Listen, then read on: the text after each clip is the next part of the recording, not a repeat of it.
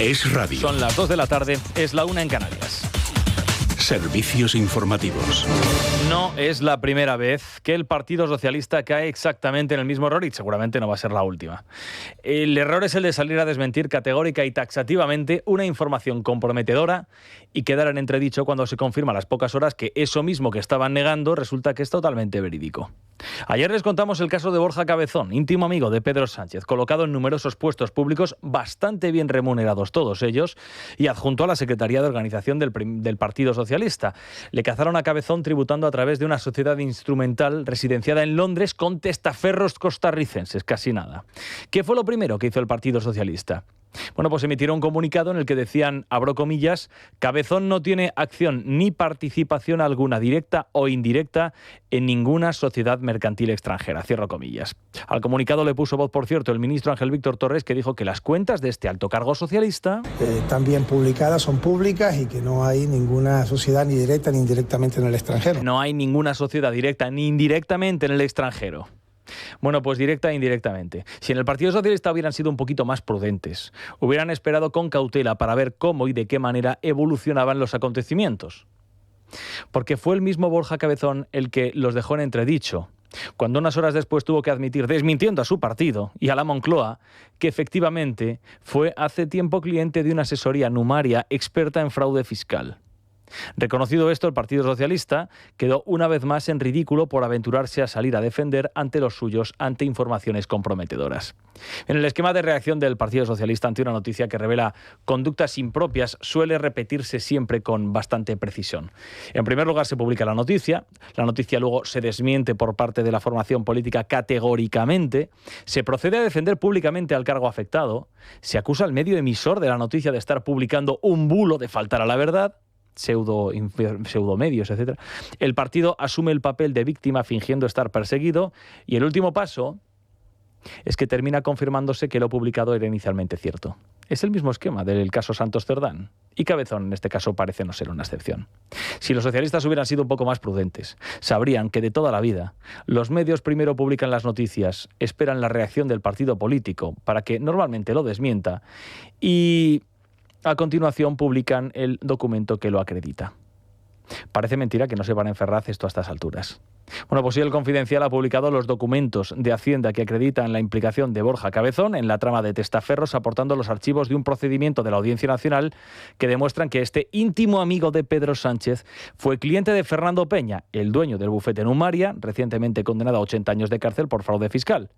Se confirma que pagaba el 20% Cabezón de lo que tributaba, nada más que el impuesto de sociedades. El resto, dirá usted, ¿y el IRPF qué pasaba con él? Esto no lo pagaba. Parece que ha quedado claro que tanto el Palacio de la Moncloa como Ferraz mintieron sobre la relación de Borja Cabezón con esta estructura. Y se da la circunstancia de que justo hoy, el Gobierno ha aprobado aquel plan contra la corrupción que se sacó de la manga a Pedro Sánchez cuando metieron en la cárcel. Igual usted lo recuerda a Santos Cerdán, lo recuerda, ¿verdad? Claro, ese mismo. Bueno, es el plan que refuerza, por ejemplo, las condenas a empresas por corrupción y que establece más controles a partidos políticos. Y que la verdad es que, visto y negro sobre blanco, tampoco es que aporte demasiado. Aquí los que investigan son los tribunales de justicia y los que ponen las cosas en su sitio son los jueces. Claro, en un día como hoy, ¿cómo no se le iba a preguntar? ¿Cómo no se le iba a hacer la pregunta a María Jesús Montero sobre Cabezón? Como ministra de Hacienda y también como vicesecretaria general del PSOE, ¿qué le parece que un miembro de la Comisión Ejecutiva Federal utilice o utilizara vericuetos para pagar menos impuestos? Con Borja Cabezón, decir solamente que esta persona ni está investigada, ni que sepamos tiene ningún tipo de imputación, no tiene ningún tipo de cuenta pendiente con la Administración de Justicia.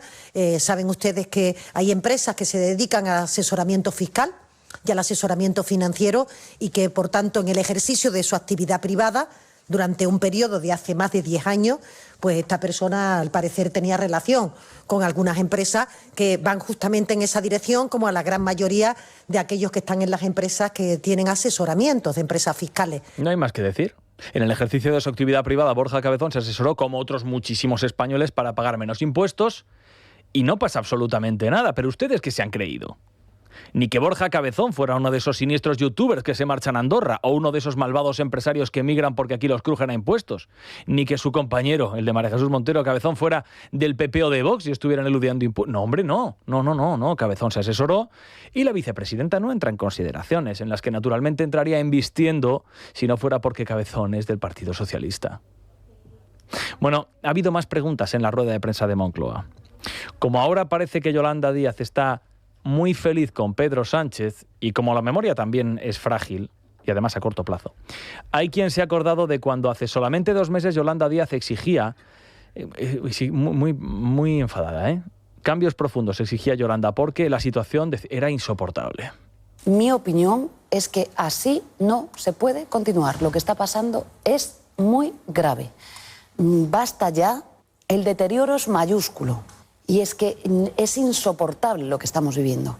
Es la corrupción, son los puteros, el machismo, es el hastío, es que no se puede más. Sí, no se puede más, decía Yolanda. Hace 2 meses solamente, Era tan insoportable la situación que Pedro Sánchez no ha hecho nada y Yolanda tampoco.